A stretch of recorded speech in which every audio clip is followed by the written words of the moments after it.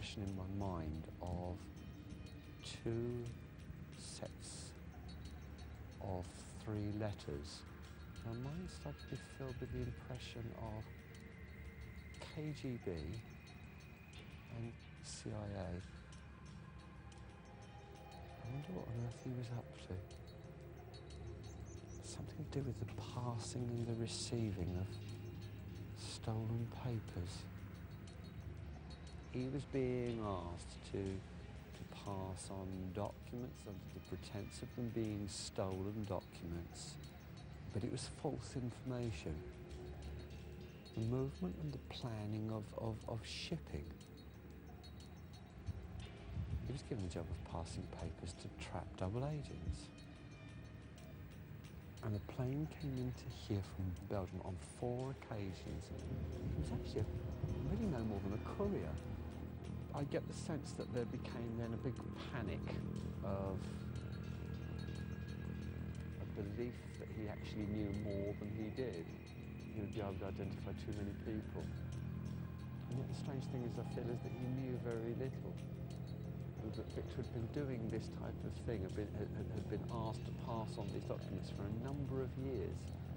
It's just that the lead up to his passing and what eventually played a part in his passing was his activities here at Biggin Hill. I do believe that he'd been doing it for some time, but this was just the last place where he passed on the last 4 sets of documents that he had been asked to pass on to this Frenchman that flew in from Belgium. And I certainly feel it was the most dangerous transition, the documents that he'd been involved in.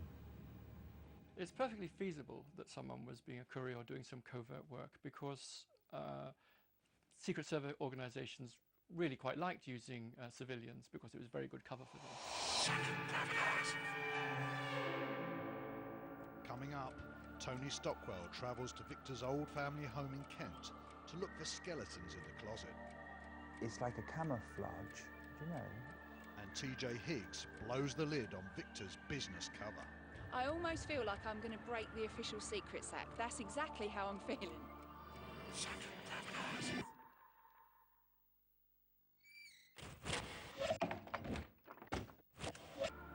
The psychic private eyes are investigating the mysterious double life of Victor Trowell. Colin now believes that Victor was a courier of secret documents. But could he have hidden this from his family? Tony Stockwell and Hazel travel to Lewes in Kent, where they've been granted access to the old family home. Hazel hasn't entered the house for 24 years, but Tony is confident he can impel Victor's spirit to release further information. It must be odd for you to be back here after all these years. Very strange. It feels so small. I kind of just felt as though your father would have felt very comfortable in this room. Yeah. And, you know, usually, especially going back a few years, it seems to be very much the domain of Mum, you know, yeah. to be in the kitchen. And yet, I think Dad feels very happy to be here. I feel Mum was probably always in the kitchen, so Dad would sit in the kitchen with her. To your knowledge, would you know whether your father had been married before he married your mum? Not that we know of. Okay. I just get a feeling of him either being married before or in like that same kind of like a major partnership, you know, feeling. And I also got the feeling of him having 2 passports, like a regular day-to-day passport and another passport. There's a feeling of him putting 2 passports in my hands.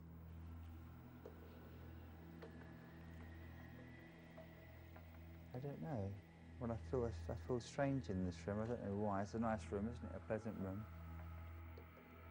It's like a camouflage that you'd walk in here and you think, crumbs, whoever lived here must have been a real family man, a man that just loved his people and worked hard and provided and that kind of thing. And yet it's just like one aspect of his nature.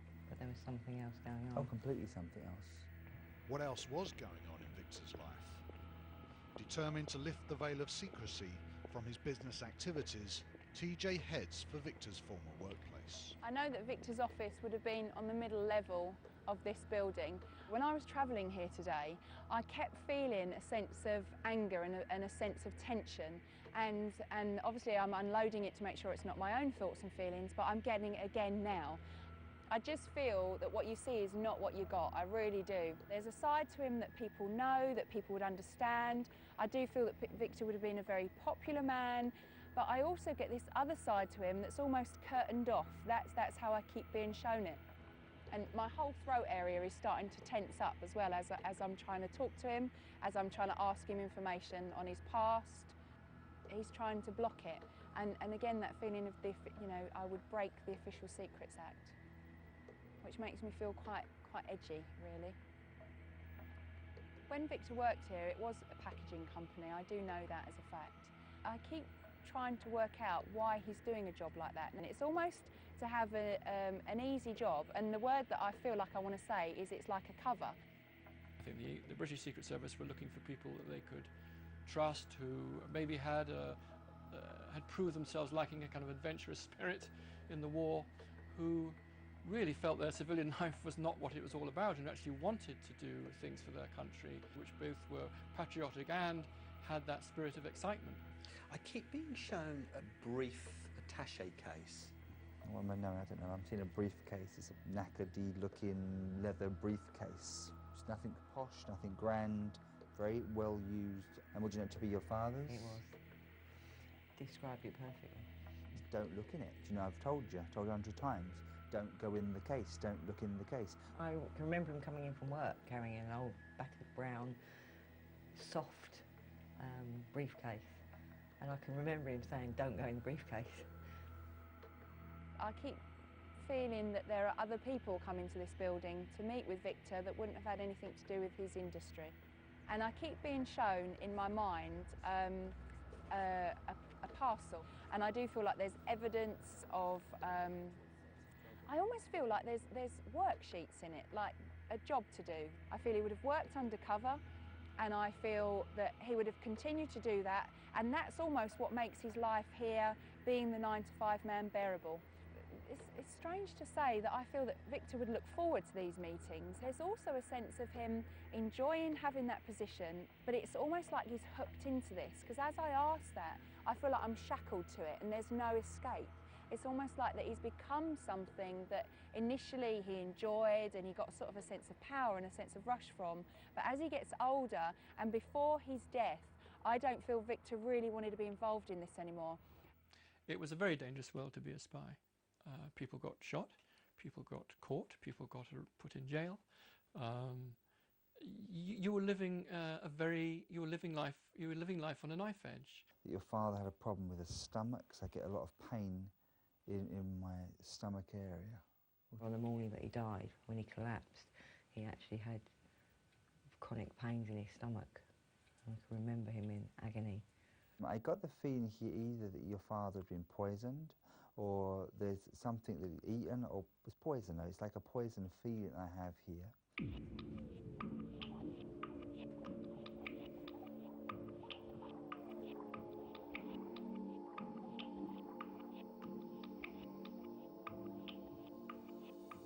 I'm just feeling something like I'm embracing his name, but then I definitely get a W after his name. And I know I'm to take that W because I can link that W with either his father or his grandfather.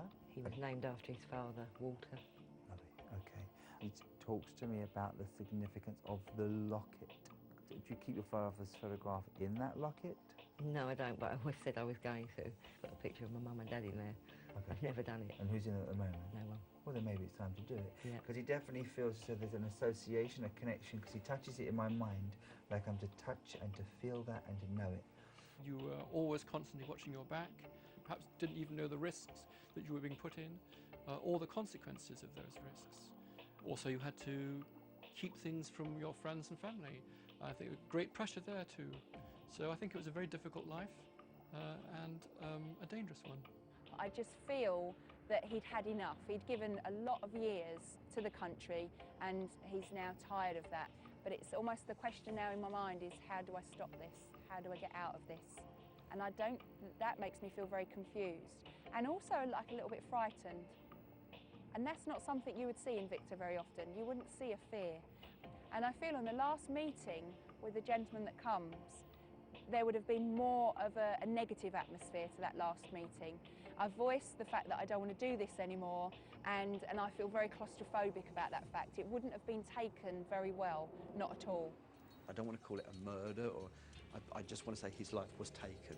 But I definitely get a feeling of him either collapsing, either like here or in that hallway.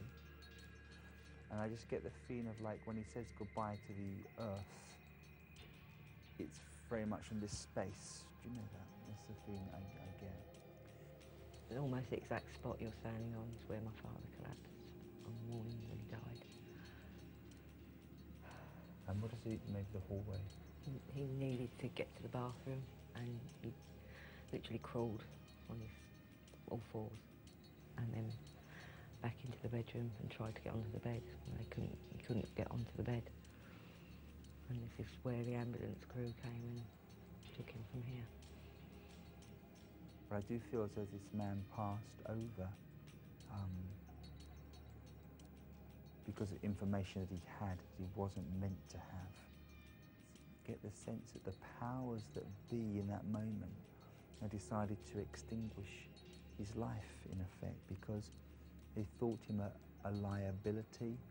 From our, almost what we would have said would have been our wildest fantasies about how my father died, you've almost confirmed that. Amazing. Spot on.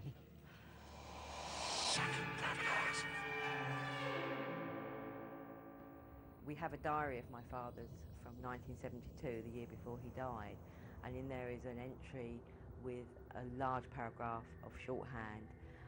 We cannot work out what this shorthand says, and it would be lovely to know what this entry said. TJ follows up Hazel's wish. Without looking in his diary, she undergoes a process called automatic writing. She focuses on the energy in the diary and allows Victor's spirit to transmit key words through her and onto the paper.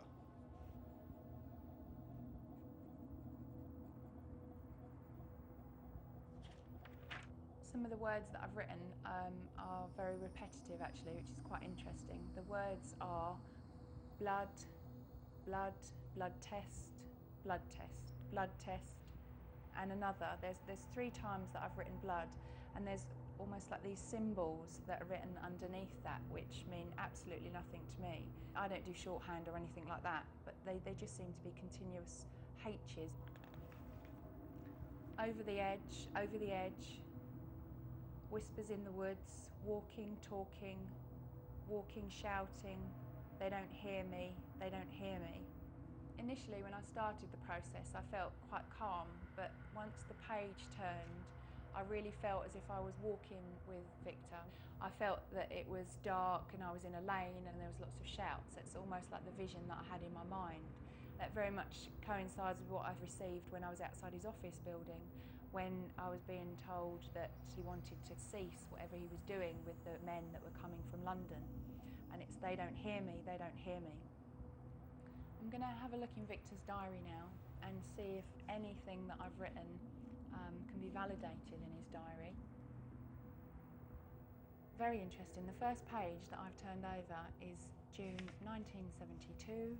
It says blood test, and I can't read any of the other writing that's there. It looks like a whole load of symbols. It just says blood and then lots of symbols, lots of almost H's. I'm almost a little bit taken aback that what I've written here and what's in the diary, the way that he would have written his words are very similar to mine. So after all the tension and anger I felt outside his office, I'm now feeling quite intrigued.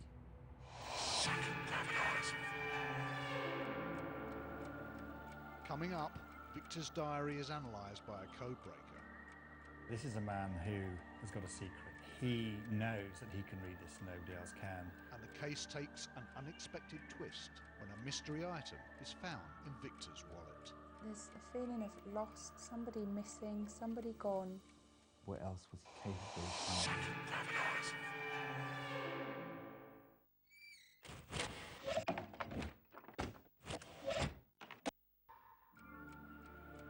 Psychic Private Eye's investigation into Victor Trowell is nearing its conclusion.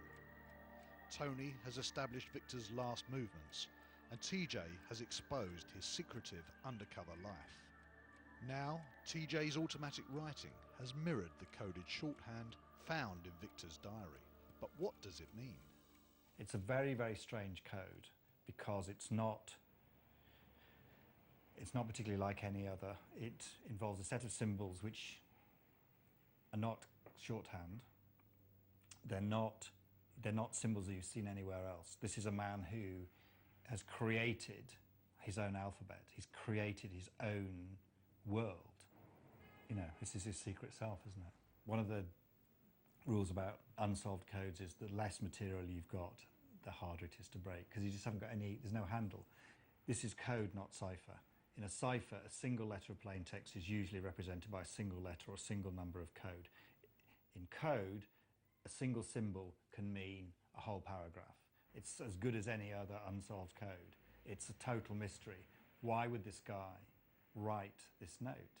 It could be, of course, that he knows something about this blood test. If the word blood is written over and over again, I almost feel that there's, I don't know about a paranoia, but somebody constantly having their blood checked, and not necessarily from an illness, but somebody that would make sure that, I want to say that there aren't any poisons, that he hasn't ingested any poisons. That's the feeling I'm getting from that. I get a lot of pain in my stomach area. But I remember on the morning that he died, when he collapsed, he actually had chronic pains in his stomach. I'm now getting the pains again coming up into my chest area and going across here, and I feel as if I've now got blood in my mouth, and I almost feel like I'm going to spit that out. Hazel gives Victor's wallet to Tony and TJ to conduct psychometry on. Without having any contact with one another, they each analyse the contents of the wallet to coax Victor into making one last revelation. So we have the wallet and we have items here with significance for us to work with. Family snapshots, family snapshots. These feel regular, so I don't really want to work with them. I just really, whenever you touch anyone's personal belongings, I do really feel that I'm intruding on his privacy. So I know that Victor would have been very much a private man, and I also feel that he would have kept this with him all the time, almost like private secrets or being able to hold things, hide things in here.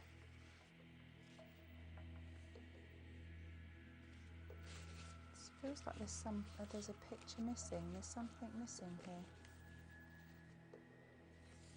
Someone missing. These are more interesting. There's two small images here.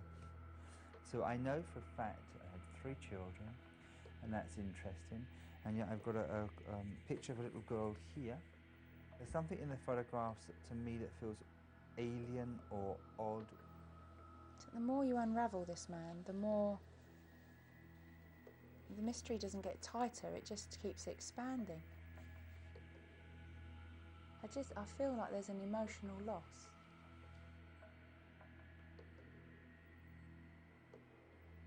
There's a feeling of lost, somebody missing, somebody gone, but they're still here. Trying to find you, trying to find you. These photos are not doing anything for me. There's a newspaper cutting here. Don't like it. Seashells. Wallet.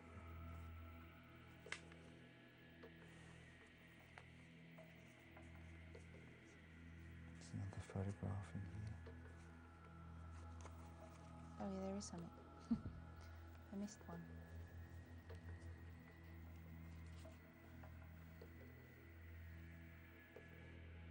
In this wallet here, there's an additional photograph. It's here. It's of a baby, and it feels feminine, this child, to me. It's feel like they're lost. And I really don't think all his children were brought up together. And it just makes me feel very emotional and very lost. It just feels like another part of the story, another part of the mystery of Victor. And from a man that was seen to be open and everybody knew him, they didn't really know him at all. They knew what he allowed them to know. And there's a question mark that comes in to do with the paternity of a child. I feel that the child within the photograph is Victor's child, a fourth child for Victor. But I would put that child in Victor's arms. I'm not convinced that Victor hasn't been married before. That seems to be in my head. I feel like there's a marriage overseas as well, a shotgun wedding. There's a pregnancy and a marriage. And then he's home. And it's like he wipes all of that. He's not allowed to go back. He's not allowed to go back. He has to stay here. I feel this child is alive still on the earth. I feel that Paddy would still be alive. Alive. This young man did not grow up with his dad. Hide a secret like this. Where else was he capable of hiding?